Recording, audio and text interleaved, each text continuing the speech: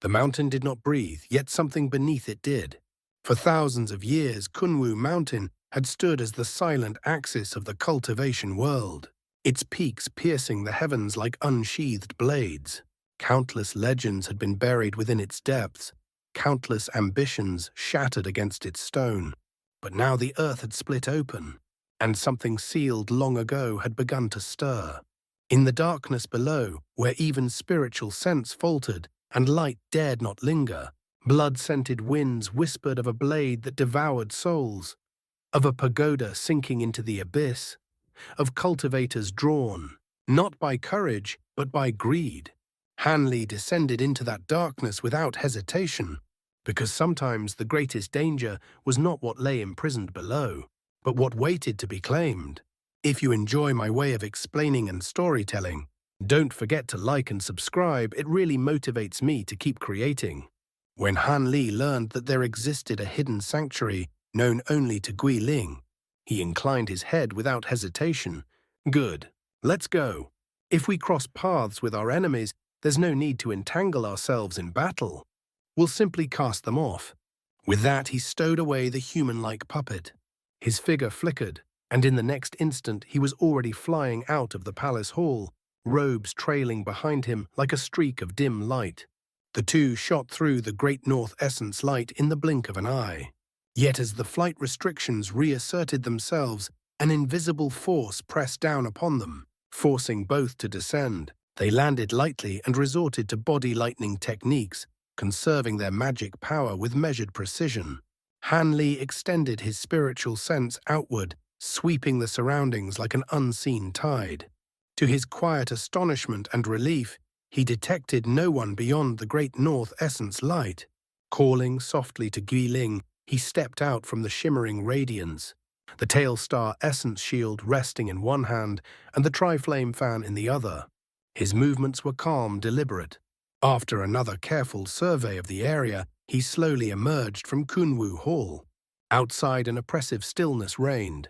Once his vision cleared, a trace of surprise surfaced in his eyes. The vast plaza beyond the fallen gold-weight spirit trees was in utter ruin. The ground was riddled with cavernous holes and strewn with shattered stone, as though a cataclysmic battle had swept through and torn the earth apart. Gui Ling approached from behind. Her gaze lingered on the devastation, and she paused. How curious. Could it be they turned on one another? She murmured, perplexity lacing her voice. Han Li steadied his thoughts, his expression darkening. I cannot say. It's possible they encountered that first group of cultivators. Though I know nothing of their origins, anyone capable of tearing open the seal of Kunwu Mountain cannot be ordinary. Gui Ling sighed faintly. That may well be so. When the seal was first broken, I followed them from afar. Two among them possessed cultivation comparable to mine. Oh, do you recall their appearance? From that initial group, Han Li only knew of the square-faced, middle-aged man he had witnessed him wield a formidable treasure to withstand old Devil Qian. Gui Ling shook her head. Their strength was formidable. I did not dare approach. I only observed them from afar with my spiritual sense. A flicker of disappointment passed through Han Li's heart. He had hoped to learn whether the elder devil was among them, hoped to discern if an opportunity might arise to reclaim his two flying swords. Yet now, with Gui Ling at his side and the human-like puppet in his possession, confidence stirred within him. Should he encounter the elder devil again, he would no longer need to flee. This time he would stand his ground. His gaze shimmered as thoughts turned over in his mind. After a moment he concluded, in any case, it would not have been easy for them to eliminate everyone here. Most likely they were driven elsewhere. Though he spoke calmly, Han Li sensed that something deeper was unfolding. Otherwise, why would so many abandon their original pursuits so abruptly, just as Grand Immortal Shu and the Endless Sky Saintess had done when they turned to chase him? Could the first group truly have been so overwhelmingly powerful as to rout them all? Even that seemed improbable. If they held such dominance, why leave instead of remaining to contend for the treasures? After weighing the matter further, Han Li stroked his chin and dismissed the line of thought. Regardless of the truth, his objective had already been accomplished.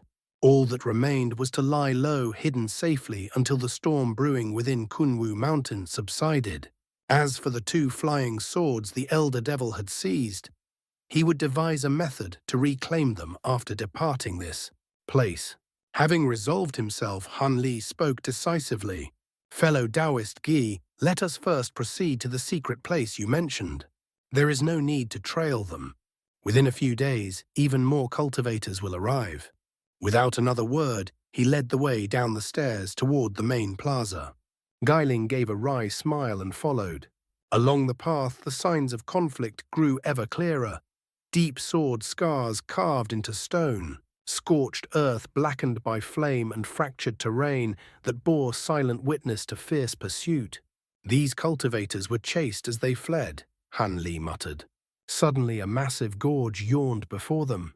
He stepped closer, peering into the abyss, and his brow furrowed sharply. The chasm was unmistakably the result of a single blade strike. The stone stairway had been cleaved cleanly in two, leaving a ravine over 300 meters wide and plunging 100 meters deep. Even at the height of his giant sword technique's full might, Han Li doubted he could replicate such devastation. Silvermoon's voice echoed within his mind. It seems they truly encountered grave trouble. Judging by the power displayed, the battle far exceeded our expectations. Perhaps Han Li replied casually, "But what concern is that of ours?" With that, he pushed off the ground and glided across the ravine robes, fluttering in the rising currents. Guiling followed closely behind. The moment he landed, his expression shifted. His eyes swept toward a massive boulder nearby, turning cold as frost. His face darkened. "You there, come out." At once, a cloud of black chi burst forth from behind the rock. Within it, the faint outline of a nascent soul flickered. On Kunwu Mountain, friend and foe were indistinguishable, but more often than not, it was the latter. There was no need for courtesy. Thunder boomed from behind Han Li. In a crackling flash of silver lightning, he vanished. An instant later, he reappeared before the fleeing black mass. He lifted a hand. With a sharp crackle, a massive azure hand condensed in midair and snapped shut. Startled, black chi surged wildly around the nascent soul as it attempted to escape. But it had already suffered grievous injuries. It could not execute instantaneous movement in time. Moreover, Han Li was no stranger to dealing with nascent souls.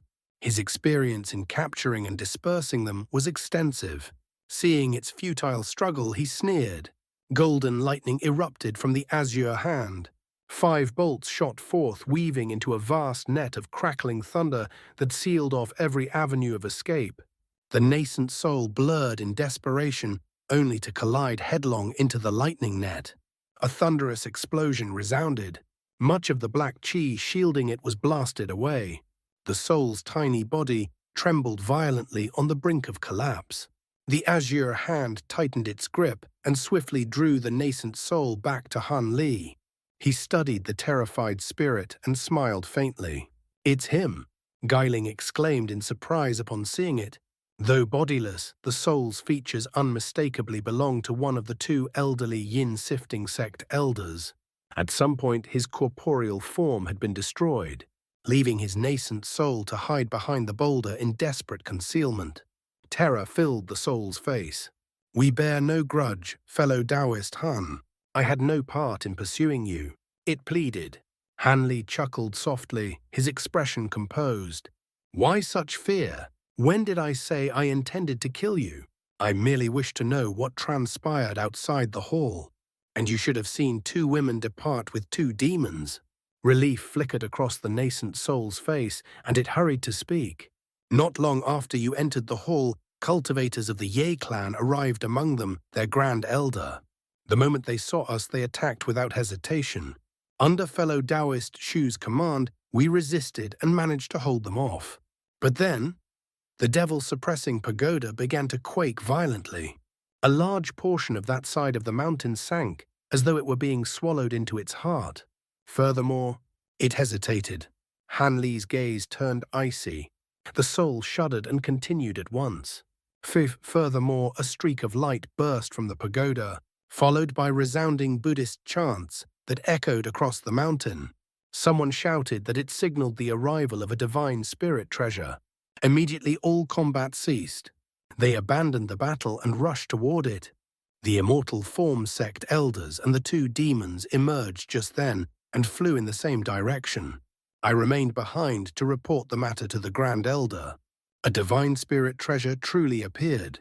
Han Li's voice sharpened. I cannot be certain, but such heavenly phenomena could not be produced by an ordinary treasure. And since fellow Taoist Shu and the Ye clan Grand Elder pursued it without hesitation, it is likely true. And your body, how was it destroyed? The nascent soul's expression twisted with bitterness. That scoundrel Scatterwind ambushed me. He wielded a crimson saber that cleaved through my body in a single strike. The blade devoured my blood essence entirely. Had I not decisively abandoned my body at once, even my nascent soul would have been annihilated. Han Li's brows knit together. What kind of blade possesses such power? The soul hesitated. I do not know. It was the first time I had seen such a treasure. Its form closely resembled the legendary Devil Dragon blade, though its color was different. But if it were truly the Devil Dragon blade, how could I have escaped? The Devil Dragon blade. At the mention of that name, Han Li's expression changed. Devil blades forged from devil essence diamonds had long borne a fearsome and baleful reputation. It was said that such blades possessed a cruel and unnatural gift to slay by devouring both flesh and soul, refining the essence of their victims into nourishment for their own growth. With every life claimed, their power deepened. With every massacre, their edge sharpened.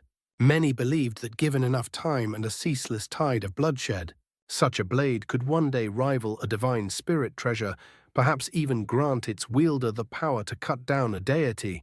Transformation cultivator. Of course, divine spirit treasures and devil dragon blades in particular had long since vanished from the mortal world. No true comparison could now be made. And yet when the yin-sifting sect elder uttered that infamous name, Han Li's expression darkened visibly. Guiling blinked her gaze thoughtful. It cannot have been a true devil dragon blade. His nascent soul was allowed to escape. If it were genuine, that would have been impossible. Most likely it was another rare Devil Dao treasure, one that merely resembles the legendary blade. Han Li nodded slowly. That seems most plausible. Soon after, his eyes drifted toward the direction of the devil-suppressing pagoda. In the distance, one of the towering peaks had vanished entirely, as if erased from existence. His thoughts stirred when he recalled the heaven-void cauldron resting within his possession. A faint murmur escaped him. Kunwu Mountain was once the heart of human cultivation. If a divine spirit treasure were to appear anywhere, it would not be strange for it to be here. With Geeling at his side and the human-like puppet under his command, he now possessed a genuine chance of seizing such a treasure. Moreover, the 8 high-grade spirit stones taken from old Devil Qian's storage pouch granted him the freedom to activate the puppet without restraint. At that moment, Silvermoon's voice echoed softly within his mind, tinged with hesitation. Master, perhaps we should take a look. Ever since we left the hall, I have felt something calling to me from that direction. It feels familiar. It may be connected to my lost memories. Han Li was taken aback. Something is calling to you. Yes, I can sense it faintly but clearly enough. If we let this opportunity slip by, my memories may never be restored. Her tone carried rare earnestness. Han Li fell into silence, contemplating for a long while. At last, a faint chuckle escaped him. In that case, we shall go and see. I too am curious about this so-called divine spirit treasure. Silvermoon's voice brightened with unmistakable joy. Many thanks, Master. Han Li then turned to Gui Ling and spoke evenly. Fellow Taoist Gui, since a divine spirit treasure has emerged, hiding no longer seems an option. Gui Ling bowed slightly. You are my master. I shall act according to your will. The appearance of such a treasure was temptation incarnate. No cultivator could remain unmoved. Gui Ling had already anticipated his change of heart and felt no surprise. At that moment, the nascent soul trapped within the azure hand cried out desperately, "Will you spare me? I swear that everything I said is true." Han Li's expression did not soften. I never promised to spare you. You understood well enough that silence would only result in your soul being refined. You can blame only your misfortune for falling into my hands." He opened his mouth and released a streak of golden lightning. A shrill scream tore through the air. The massive azure hand and the nascent soul were engulfed in a burst of radiant gold. When the light faded, nothing remained but a faint green banner drifting to the ground. Han Li's eyes flickered. With a sweep of his sleeve, he drew the banner into his grasp and inspected it briefly. Another ghost-sifting banner. After scouring old devil Qian's soul, Han Li had learned that these banners were far from ordinary. If all 18 were gathered and united, their power would be beyond imagination. Since he had already become the mortal enemy of the yin-sifting sect, he might as well claim them all. Even if the banners proved of little use to him, he could not allow the sect to restore their full set. Throughout their history, whenever one banner had been destroyed or lost beyond recovery, they had refined a replacement. Yet such an undertaking was exceedingly rare. No matter how wealthy the sect, these treasures were not easily recreated. And even after refinement, they required long years of nurturing before they could regain their former might. Han Li cast another glance toward the pagoda and spoke gravely. "Let us hurry. We do not know whether others have already begun fighting over the treasure." Without delay, he descended the steps, once more Guiling following closely. Restrictive formations flanked both sides of the stairway, preventing any attempt to cut across. As they advanced, signs of battle grew scarce. Soon they returned to the vast white jade plaza before continuing toward the devil-suppressing pagoda. Further along the path deteriorated into chaos rubble strewn about the ground, punctured with countless craters. Han Li paid it little heed and pressed onward. Suddenly Guiling gasped softly. He followed her gaze. Beneath an unremarkable heap of shattered stone, a pale fragment protruded, a small white object unmistakably belonging to an arm bone. With a flick of his sleeve, an azure gust swept away the debris. A skeleton lay revealed beneath. Shock surfaced in Han Li's eyes. The remnants of hair and garments unmistakably belonged to Old Man Fu. In the skeleton's remaining hand, the dark violet pearl was clenched tightly, though it was now largely shattered. Han Li said nothing. He slowly surveyed the surroundings. After a long moment, he exhaled faintly. "To think you labored so tirelessly to refine the nascent cultivating pill, only to perish here. The path of cultivation is indeed perilous." They had not been close yet. The abrupt finality of the man's death left an indescribable heaviness in his chest. "Does fellow Taoist Han know this person?" Guiling asked quietly. "His death is peculiar. His flesh has been completely stripped, yet there are no signs his nascent soul escaped. And there is but a single blade mark upon his back. It appears as though—" Han Li finished for her with a sigh. He was slain by the same blade the yin-sifting sect elder described. Guiling nodded solemnly. "Although there are devilish arts capable of flaying flesh, they do not leave a wound like this. Moreover, the yin-sifting sect elder's nascent soul escaped, yet this man perished utterly. If it were truly the devil-dragon blade, how could there be such disparity in power?" Han Li considered for a moment before shaking his head. "I doubt it is the true blade. Though the devil-dragon blade can grow stronger by devouring flesh and soul, that process should require time. It could not have advanced so rapidly." "Yes, that seems reasonable," Guiling agreed. More troubling, Han Li continued, glancing once more at the skeletal remains, "is that this Master Scatterwind shows no fear of consequence. He dared to strike down elders of both the yin-sifting sect and the Nine Serenities sect, and he did not even destroy their corpses afterward. Does he not fear the two sects uniting in vengeance?" His eyes darkened slightly. The storage pouch was gone. The nascent cultivating pill had almost certainly fallen into that man's hands. Guiling, having only recently emerged from long imprisonment, knew little of the present cultivation world and offered no answer. After further contemplation yielded nothing, Han Li raised a hand and conjured a fireball. The flames consumed the skeleton, swiftly reducing it to drifting ash. "Remain vigilant," he said coolly. That blade will only grow stronger after devouring a nascent soul cultivator. We would do well not to share the same fate. Though his tone was indifferent, his expression had grown markedly more somber. Guiling felt a chill pass through her heart. She forced a wry smile upon her unsightly face and followed him upward. The remainder of their ascent passed without incident. At last they reached what remained of the stairway's end.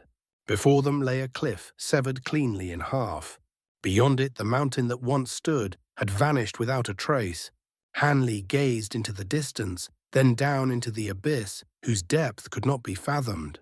He stroked his chin deep in thought. Though Guiling had been mentally prepared by the yin-sifting sect elder's account, witnessing it firsthand left her stunned.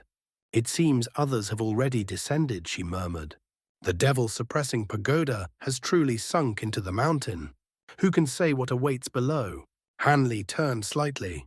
"Fellow Taoist Gui, do you know what kind of monsters were sealed within that pagoda?" Guiling hesitated before replying earnestly. "I do not know for certain. In the past, I was merely one of the demon beasts assigned to guard the mountain. The cultivators never confided such matters to me. However, before I was relocated outside the mountain, I once sensed a vast and terrifying devilish aura here.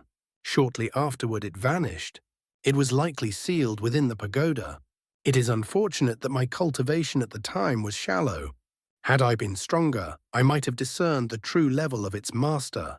Her words lingered in the air like a shadow cast by something long buried, yet not truly forgotten. Hanli gazed long into the abyss below before speaking in an even tone. "It matters little. No matter how formidable that being once was after countless years of suppression, it must have been greatly weakened. Moreover, there should already be several late nascent soul cultivators below to contend with it." He gestured lightly to Guiling, and together they began to descend. The darkness swallowed them whole. A quarter of an hour passed in silent descent, yet still the bottom remained unseen. The cliff seemed bottomless, like the throat of some primordial beast, waiting patiently to devour all who entered. A heaviness settled in Hanli's chest, part unease, part bewilderment. At such depths, even his vision had dimmed. The world around him dissolved into layered shadow. When he lifted his head, the entrance above had shrunk to a faint white speck, distant as a dying star. Under the mountain's restrictive influence, a typical cultivator's spiritual sense would stretch no more than 100 meters. But Hanli possessed the bright-sight spirit eyes.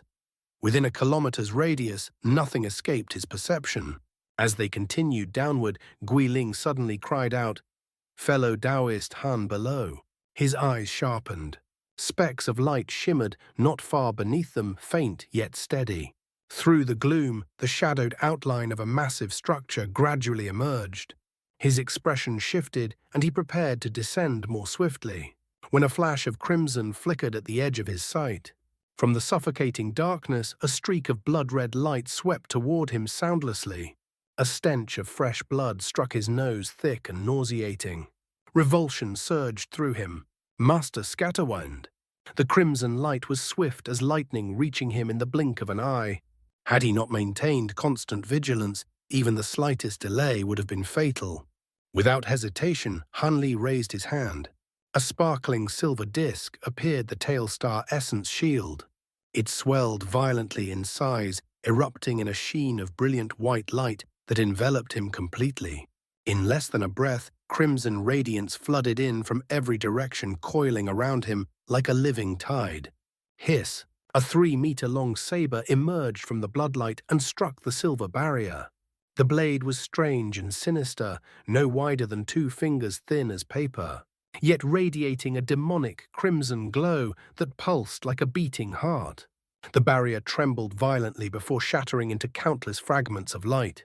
The saber did not slow. It cleaved forward, striking directly against the Tailstar Essence shield. The shield flared dazzlingly, its surface turning smooth and reflective as a mirror. Crimson and silver light intertwined, locked in a tense stalemate. For an instant, the pressure in Hanli's heart eased. Then the blood-red saber twisted. It bent and curved, unnaturally supple as a serpent slithering around the shield, with terrifying flexibility. Hanley's pupils constricted. Seeing the blade snake past his defense, he shot backward and flicked his fingers. Dozens of azure sword streaks tore through the air to intercept it. Clang, clang, clang.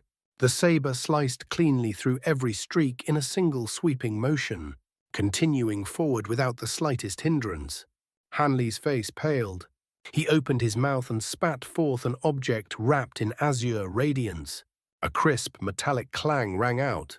It was not the object itself, but the light surrounding it that halted the saber. The heaven-void cauldron. A startled exclamation echoed from the darkness. Seizing the fleeting opening, Han Li summoned his thunderstorm wings. Thunder cracked, and in a flash he vanished, reappearing over 30 meters away. With a flick of his hand, both the Tailstar Essence Shield and the Heaven-Void Cauldron shot back toward him.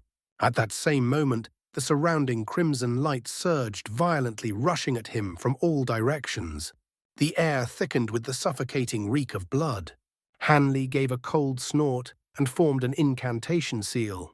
Thunder roared. A barrier of golden lightning burst from his body arcs, crackling and weaving into a radiant net. The encroaching crimson light shrieked upon contact and was forced back, unable to approach. Divine Devilbane lightning. Hidden in the darkness, the attacker clearly recognized it. The faint ripple in the shadows betrayed his surprise. They had encountered a formidable foe. Hanley's gaze pierced forward into the gloom. "Master Scatterwind," he called coldly. "Is that you?" No answer came. Instead, the crimson saber emitted a low hum and drew all the surrounding bloodlight back into itself. In a blur of red, both blade and figure vanished into the abyss. Silence returned. "Fellow Taoist, are you unharmed?" Guiling's voice carried both anxiety and restraint. The ambush had unfolded in mere breaths. She had scarcely been able to react. "Yes." Han Li's tone was calm once more. "As I suspected, it bears resemblance to the Devil Dragon Blade. A lesser treasure would have been cleaved in two by that first strike. My shield barely withstood it." He summoned the Tailstar Essence Shield back into his hand. Upon inspection, a slender, deep cut marred its surface. Han Li's eyes widened slightly. A frown formed. He poured spiritual power into the shield. Silver light rippled across its surface like flowing mercury. Slowly, the wound sealed itself. Once restored, he stowed it away and reabsorbed the Heaven-Void Cauldron into his body. "Did Brother Han see his appearance clearly?" Guiling asked quietly. "No. Spiritual light concealed him. I could not confirm whether it was truly Master Scatterwind. But his cultivation did not seem particularly high." As he spoke, his gaze drifted toward the looming silhouette of the massive structure below. His eyes narrowed thoughtfully. Guiling wished to press onward, yet sensing the complexity in his thoughts, she remained silent. Without looking at her, Han Li spoke indifferently. "Fellow Taoist Gui, I will regard your hesitation just now as a single lapse and let it pass. I trust there will not be a second." Before she could respond, he descended in a streak of azure light. Guiling's heart pounded. Relief followed swiftly. He had not punished her. Yet her expression grew complicated. For a fleeting moment during the ambush, she had indeed harbored a stray thought. It seemed Han Li had sensed it through the fragment of her soul bound within her life-soul tile. After a long pause, she let out a wry, self-mocking laugh and followed. Han Li arrived above a vast square platform and began calmly surveying the surroundings. Other than veiled stone steps spiraling downward, there was no visible path. "So this is the devil-suppressing pagoda," he murmured. Guiling landed behind him. "You may not know," she explained, "but the pagoda's structure is peculiar. Its peak lies at the lowest level. The deeper one descends, the more terrifying the imprisoned monsters." "I see." Han Li nodded slowly. He examined the area once more, as though the ambush moments earlier had been nothing more than a passing breeze. His composure only deepened Guiling's wariness. He tossed a moonlight stone into the air.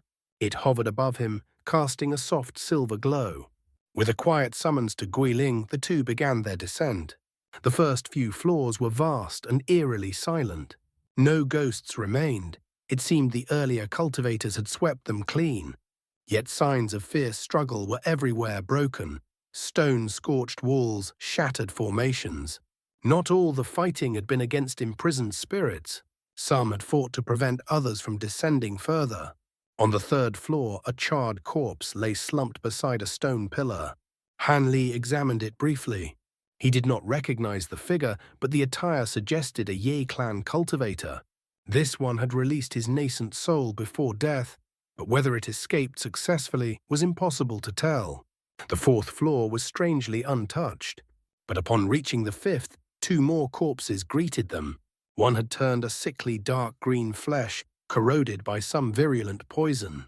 The other belonged to the large man from the band of vagrant cultivators.